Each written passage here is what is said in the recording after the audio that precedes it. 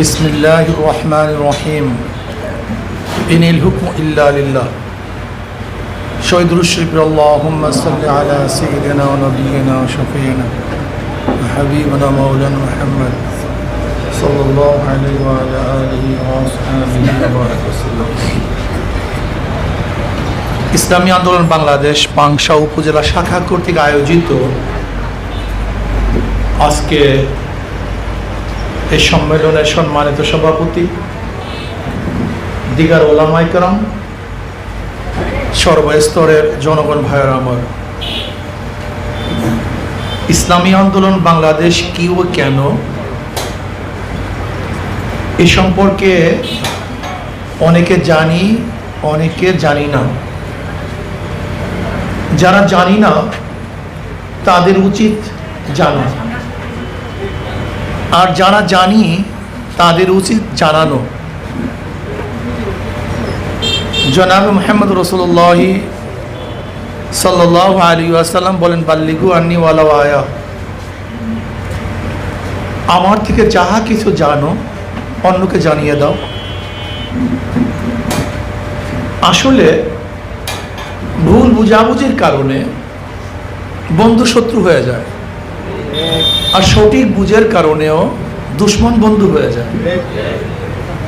আমি বিশ্বাস করি বাংলাদেশে 92% মুসলমান, এই 92% মুসলমানদের দেশেও মুসলমান ইসলাম পছন্দ করে না কেন? আজকে এই দেশে ইসলাম দুর্বল কেন? এদেশে ইসলাম হুকুমত নাই কেন? এদেশে দাড়ি টুপি নিয়ে মানুষ বুক উঁচা করে হাঁটতে পারে না কেন? এদেশের মাদ্রাসা বন্ধ করে স্লোগান আসে কেন? এসি তো অনেক জায়গাতেই চলে, কিন্তু অন্য জায়গা বাদ দিয়ে মসজিদের এসি বন্ধ করতে হবে, এ প্রস্তাব আসে কেন? আজকে বোরখা পরে কলেজ ইউনিভার্সিটিতে মেয়েরা যেতে পারবে না, এই দুঃসাহস দেখায় কিভাবে? আজকে দাড়ি নিয়ে চাকরি করতে পারবে না বাংলাদেশের মধ্যে, এ কথা আসে কিভাবে? এর কারণটা কোথায়? আজকে 92% মুসলমানদের দেশে সেকুলারিজম বাস্তবায়ন করার জন্য চেষ্টা করতেছে। মন্ত্রীরা বলতেছে যে অমুক দলে সাম্প্রদায়িক শক্তি আছে, ইসলাম নিয়ে কাজ করলে তাদেরকে সাম্প্রদায়িক শক্তি বলা হয়। এর কারণটা কি? আমি বিশ্বাস করি বুঝের অভাব, আমাদের বুঝ নেই।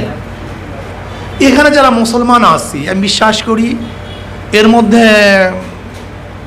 98 জনই হয়তো বা ইসলাম সম্পর্কে ধারণা নেই। জানি আমি একজন মুসলমান, আমার বাবা মুসলমান ছিল, আমার মাও ইসলাম ধর্ম গ্রহণ করেছে, কিন্তু মুসলমানের কাজটা কি? কি কাজ করলে ঈমান থাকে, ইসলাম অনুযায়ী চলা যায়, আর কি কাজ করলে ঈমান চলে যায়, ইসলাম থেকে বের হয়ে যায়, এই ধারণাই অনেকের মধ্যে নেই। বিশ্বাস করবেন কি করবেন না, অনেক মুসল্লি আল্লাহকে সিজদা দেয়, লেকিন ঈমান নেই। অনেক দাড়িওয়ালা ভাই আমার দাড়ি রাখে, কিন্তু ইসলামের গণ্ডির মধ্যে নাই। অনেক মুসল্লি নামাজ পড়ে, স্লোগান দেয়, আই মিয়া ইসলামের মধ্যে রাজনীতি আছে। আপনি রাজনীতি আসছেন কেন? তার মানে ইসলাম ও রাজনীতিকে পাঠ করে ফেলছে। ও আমার নবীর পরিচয় জানে না। দেখেন আমার নবীকে, নবীর পরিচয়টা কি? আমার নবী আলাইহিস সালাতু ওয়াস সালাম অন্যান্য ধর্মগুরুদের মতো একজন ধর্মগুরু নন। গুরু নানক ধর্মীয় প্রধান, কিন্তু রাষ্ট্রের প্রধান না।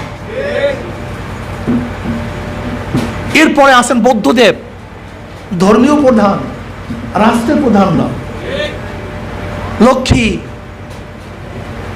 কৃষ্ণ, রাধা ধর্মীয় প্রধান, কিন্তু রাষ্ট্রের প্রধান না। কিন্তু আমার নবী ধর্মের প্রধান, রাষ্ট্রের প্রধান। এই কথা তোমার মাথার মধ্যে প্রথম নিতে হবে। আমার নবী কে? আমার নবী আলাইহিস সালাতু ওয়াস সালাম যেইভাবে মসজিদের ইমাম ছিলেন, ইমাম মানি হলো নেতা। আমার নবী যেরকম মসজিদের ইমাম ছিলেন, বদরের ময়দানে আমার নবী নেতৃত্ব প্রদান করেছেন, সেখানে ইমাম আমার নবী ছিলেন। আমার নবী যেইভাবে মসজিদের ইমাম, উহুদের ময়দানে আমার নবী ইমাম ছিলেন, আমার নবী মসজিদের ইমাম। আমার নবী খন্দকের ময়দানে ইমাম ছিলেন। যেরকম আমার নবী ধর্মের প্রধান ছিলেন, রাষ্ট্রেরও প্রধান ছিলেন। আমার নবী আলাইহিস সালাতু ওয়াস সালাম যেরকম মসজিদের ইমামতি করতেন, এইভাবে রাষ্ট্র পরিচালনা করতেন, একই ব্যক্তি। আমাদের দেশের অবস্থাটা কি? যারা ধর্মধর্ষী তারা রাষ্ট্র ছাড়ছি, আর যারা রাষ্ট্র ধর্ষী তারা ধর্ম ছাড়ছি। দেখেন আপনি, আওয়ামী লীগ, বিএনপি, জাতীয় পার্টি, জাসদ, বাসদ, যারা প্রচারিত রাজনৈতিক দল করে, তাদের প্রোগ্রামের মধ্যে সারাদিন কি? রাষ্ট্র, রাষ্ট্র, শুধু রাষ্ট্র, উন্নয়ন, এই উন্নয়ন, সেই উন্নয়ন। নিশ্চিত এখানে বিভিন্ন সংগঠনের লোক আছেন, কোনো সন্দেহ নেই। কিন্তু আমি যদি প্রশ্ন করি, আপনার নেতা কি এই কথা বলছে, এই কাজ করো তোমার মৃত্যু ইমানের সাথে হবে, তুমি এই কাজ করো তোমার কবরে আযাব হবে না, তুমি এই কাজ করো কিয়ামতের ময়দানে আরশের নিচে জায়গা পাবা, তুমি এই কাজ করো মিজানে তোমার নেকের পাল্লা ওজন হয়ে যাবে, তুমি এই কাজ করো কিয়ামতের ময়দানে নবী আলাইহিস সালাতু ওয়াস সালাম পবিত্র হাত মোবারকে হাউজে কাউসারে পানি পান করতে পারবা, তুমি এই কাজ করো তুমি পুসরাত পানি দিয়ে জান্নাতে চলে যাবা। এরকম কোনো প্রোগ্রাম, এরকম কোন বক্তব্য আপনার নেতারা কি দিয়েছে? দেয় নাই। শুধু কি এই রাস্তা করো, এই ঘাট করো, এই অন্ন, এই বস্ত্র, এই চিকিৎসা, এই বাসস্থান, বাস, এই মৌলিক অধিকার।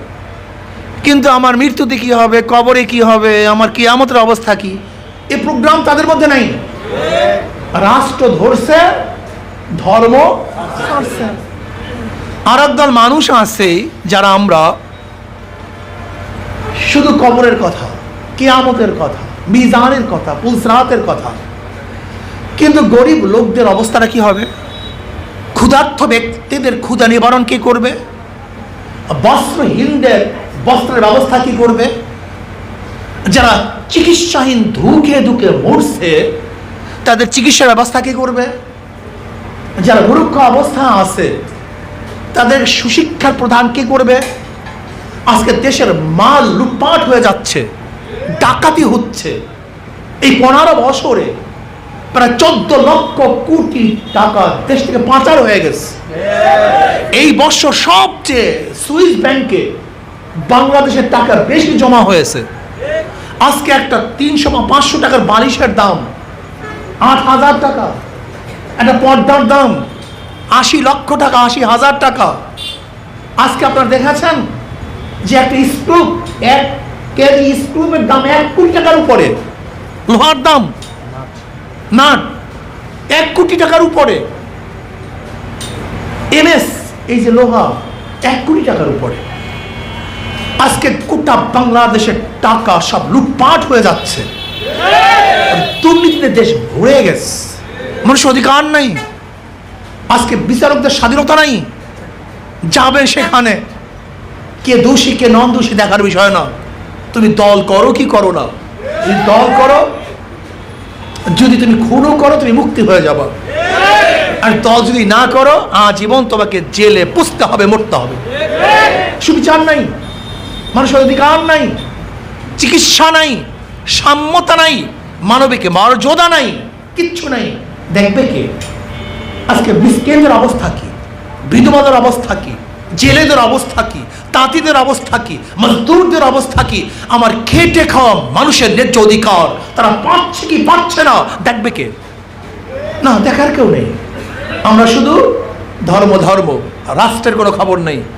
যারা রাষ্ট্র রাষ্ট্র ধর্মের খবর নাই, যারা ধর্ম ধর্ম রাষ্ট্রের খবর নাই, অথচ জনাব মুহাম্মদ রাসূলুল্লাহ সাল্লাল্লাহু আলাইহি ওয়াসাল্লাম যেইভাবে ধর্মের চিন্তা করেছেন এইভাবে রাষ্ট্রের চিন্তা করেছেন।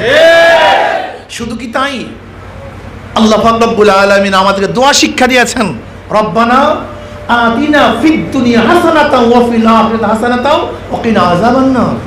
প্রথমে দুনিয়া, আল্লাহ তুমি আমাকে দুনিয়াতেও ভালো রাখো, আখিরাতেও ভালো রাখো। আখিরাতেও হাসান দান করো, দুনিয়াতেও হাসান দান করো। অথচ দুনিয়ার কোনো চিন্তাই আমাদের মধ্যে নেই, গ্যাপ হয়ে গেছে। আমাদের শায়খ মুর্শিদ নব্বরাল্লাহু মারকাদহু পিশাবুদ চরমনাই দামাত রহমাতুল্লাহি আলাইহি তিনি চিন্তা করলেন, জনাব মুহাম্মদ রাসূলুল্লাহ সাল্লাল্লাহু আলাইহি ওয়াসাল্লাম যেরকম ধর্মের প্রধান ছিলেন, রাষ্ট্রের প্রধান ছিলেন, মসজিদ ইসলামী কানুন অনুযায়ী চলে, মসজিদ ইসলামের নিয়ম অনুযায়ী চলে। মসজিদ জনাব মুহাম্মদ রাসূলুল্লাহ সাল্লাল্লাহু আলাইহি ওয়াসাল্লামের বাতলানো নির্দেশ অনুযায়ী চলে। ঠিক সংসদ জনাবে মুহাম্মদ রাসূলুল্লাহ সাল্লাল্লাহু আলাইহি ওয়াসাল্লাম নিয়ম অনুযায়ী চলতে হবে, কালমাস মাউসুদের নিয়ম অনুযায়ী চলতে পারে না। দেখেন আজকে আমরা এখানে যারা আসছি আশা করি 100% মুসলমান। জনাবে মুহাম্মদ রাসূলুল্লাহ সাল্লাল্লাহু আলাইহি ওয়াসাল্লাম অনেক মহব্বত করি, কোনো সন্দেহ নেই, লেকিন নবীর আদর্শ পালন করতে চাই না, নবীর নেতৃত্ব মানতে চাই না। এর কেমন কথা হলো? আপনার নেতাকে কালমার্স, আপনার নেতাকে মাউসুতুন, আপনার নেতা আব্রাহাম লিঙ্কন, তাই তো? যদি তাই না হয় তাহলে আপনি কমিউনিজম পালন করতেছেন।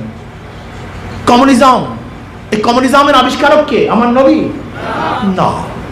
আপনি সেকুলারিজম পালন করতেছেন, সেকুলারিজমের ধর্ম নিরপেক্ষবাদের আবিষ্কারক কি? আমার নবী। আপনি ডেমোক্রেসি গণতন্ত্রবাদ পালন করতেছেন, এই গণতন্ত্রের আবিষ্কারক কি? আমার নবী। তাহলে আপনি যে নীতি ও আদর্শ বাস্তবায়ন করতে চান তাতে ইসলামের নয়, আমার নবী নয়, বড় বড় কাফের, বেঈমান এবং মুশরিক এবং ইহুদি খ্রিস্টানদের।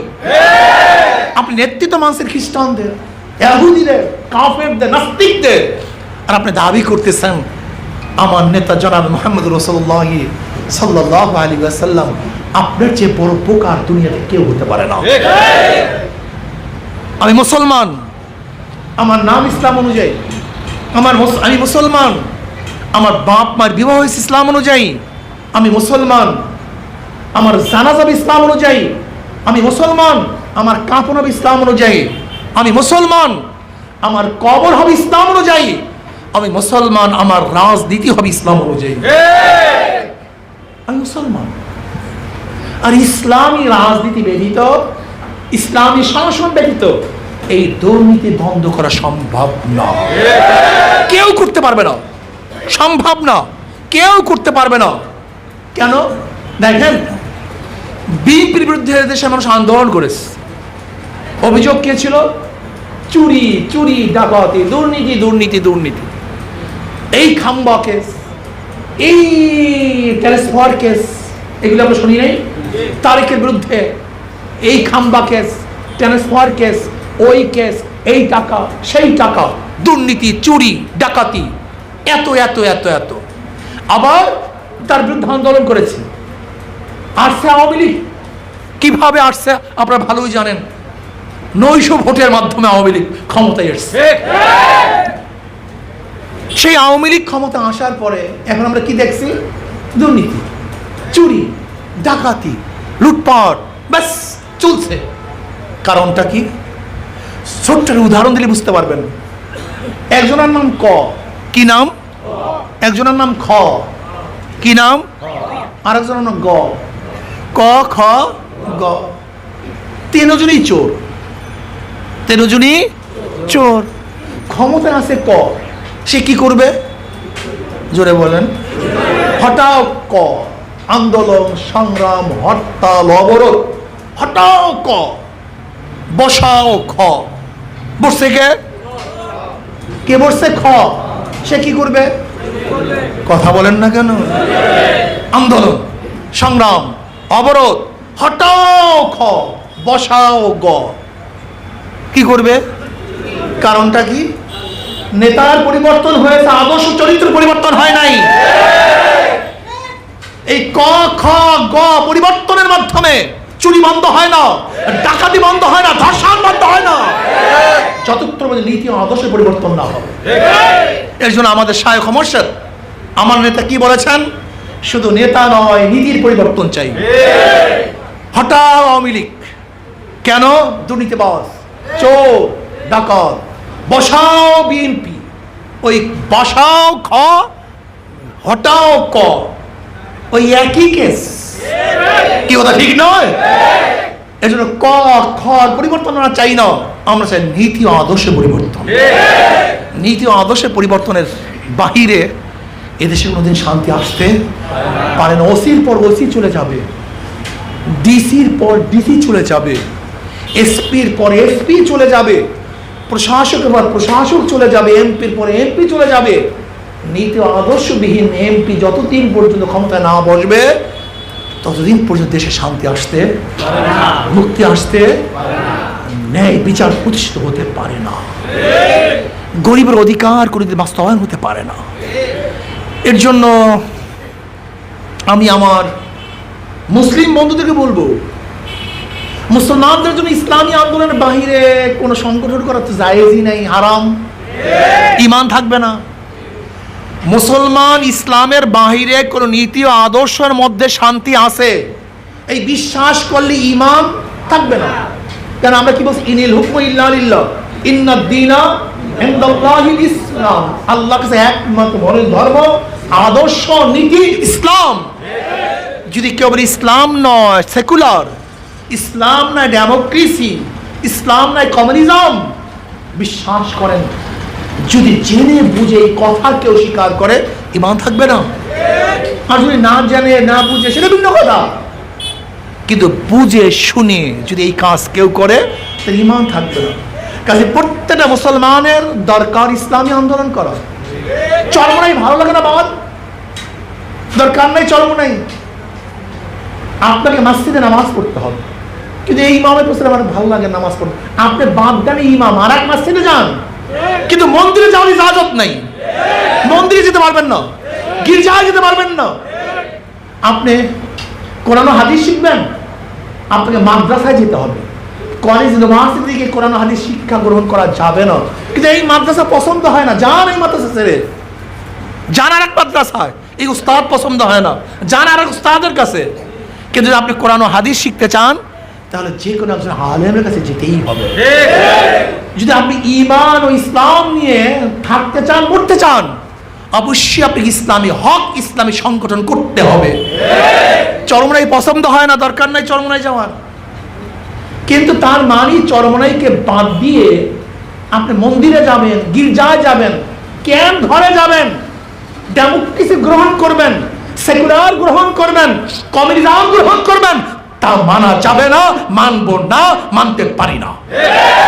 আমি মুসলমান, আমি যাব কিভাবে অন্য জায়গায়? আমার বাপকে অস্বীকার করবো কিভাবে? আমি যেই বংশের লোক সেই বংশকে অস্বীকার করবো কিভাবে? আমি মুসলমান, ইসলামকে অস্বীকার করবো কিভাবে? কাজী প্রত্যেকটা মুসলমানকে ইসলামী আন্দোলন করতে হবে, ইসলামের বাইরে যাওয়ার কোনো সুযোগ নাই। তা বলতে মানুষ খ্রিস্টানরা কেন করবে, হিন্দুরা কেন ইসলামী আন্দোলন করবে? মুসলমানরা করবে দুনিয়াতে শান্তি, আখিরাতে মুক্তি, আর গাইরে মুসলিমরা করবে দুনিয়াতে শান্তির জন্য। ইসলামের বাহিরে কোনো আদর্শ কোনো মানুষকে শান্তি দিতে পারে না, একমাত্র ইসলামই আছে গোটা দুনিয়ার মানুষকে শান্তি দিতে পারে। কাজে আসুন, আমি আমার মুসলিম বন্ধুদেরকে বলবো, আজকে থেকে নিয়াত করেন, বহুত কিছু করেছেন। আমি অনেক সময় উদাহরণ দেই, অনেক সময় উদাহরণ দেই। ধরে নেন একজন আওয়ামী লীগ করেন, বিএনপি করেন, জাতীয় পার্টি করেন, এই পার্টি করতে গিয়ে মারা গেলেন, কিয়ামতের ময়দানে আল্লাহ পাক প্রশ্ন করেন, এই তুই মরলি কেন? অমনি যদি বলে, আল্লাহ আমি জিয়াউর রহমানের আদর্শ বাস্তবায়ন করার জন্য, খালেদা জিয়াকে ক্ষমতায় নেওয়ার জন্য, আমি শেখ সাহেবের আদর্শ বাস্তবায়ন করার জন্য, এবং শেখ হাসিনাকে দ্বিতীয়বার ক্ষমতায় আনার জন্য, এরশাদ সাহেবের আদর্শ বাস্তবায়ন করার জন্য, এবং জাতীয় পার্টির ক্ষমতাকে প্রতিষ্ঠিত করার জন্য আল্লাহ গলা কাটাইয়ে দিয়েছি। অমনি আল্লাহ পাক বলবে, তোর সে ভালো কাজ আর কেউ করে নাই, তুই সরাসরি জান্নাতে চলে যা। কি ঠিক আছে না ভাই? আলহামদুলিল্লাহ। কেন আজীব? ইস্তাবতা নাফসাক ইস্তাফতি কলবাক। মানুষ বিবেককে ধোঁকা দিতে পারে না। দেখেন কেউ বলে না হা, সবাই বলছে না। কিন্তু আমি যদি প্রশ্ন করি, যদি আপনি ইসলামকে রক্ষা করার জন্য, ইসলামকে বাস্তবায়ন করার জন্য, আমার নবীর আদর্শ প্রতিষ্ঠা করার জন্য মারা যান, আর কিয়ামতের ময়দানে আল্লাহ পাক যদি প্রশ্ন করে এই তুই মরলি কেন, যদি আপনি বলেন আল্লাহ তোমার জমিনে তোমার হুকুমতকে বাস্তবায়ন করার জন্য, তোমার নবীর আদর্শ বাস্তবায়ন করার জন্য, আমি দ্বীনকে প্রতিষ্ঠিত করার জন্য আমি গলা কাটিয়ে দিছি, আল্লাহ বলবেন তোর সে খারাপ কাজ দুনিয়াতে কেউ করে নাই, সরাসরি জাহান্নামে চলে যাবে। কি বলবে? দেখছেন দেখছেন আপনারা যারা বলছেন এই মাত্র না বা হ, সবাই কিন্তু আলেম না, সবাই ফতুয়া জানেন না, কিন্তু বিবেক বলে এই কাজ করলে আমি জান্নাতে যাব, এই কাজ করলে আমি জাহান্নামে যাব। বিবেককে ধোঁকা দেওয়া যায় না রে পাগল। ওরে পাগল, বিবেককে ধোঁকা দেওয়া যায় না। বিবেক সবসময় তোমাকে নাড়া দেয়, কাজ করিস না, এই কাজ করিস না। তারপর আমরা করি নফসের চাহিদা অনুযায়ী। আর এই নফসকে যে কন্ট্রোল করতে পারে সেই মানুষ, আর নফসকে যে কন্ট্রোল করতে পারে সেই জানোয়ার। যে আল্লাহ পাক আমাকে এবং আমাদের সবাইকে বিবেককে কন্ট্রোল করে ইসলাম হুকুমাত কায়েম করার জন্য আজকের থেকে আমার জান মাল কুরবানি দিয়ে কাজ করার তৌফিক আল্লাহ পাক আমাকেও দান করেন, আমাদের সবাইকে দান করেন। রাজি আছেন ইনশাআল্লাহ? কি সবাই রাজি আছেন ইনশাআল্লাহ? কে কে রাজি? নারায়ে তাকবীর, নারায়ে তাকবীর, নারায়ে তাকবীর। আমার নেতা তোমার নেতা, আমার নেতা তোমার নেতা, আমরা সবাই নবীর সেনা। আলহামদুলিল্লাহ, আল্লাহ পাক আমাকে এবং আমাদের সবাইকে কবুল করে নেন।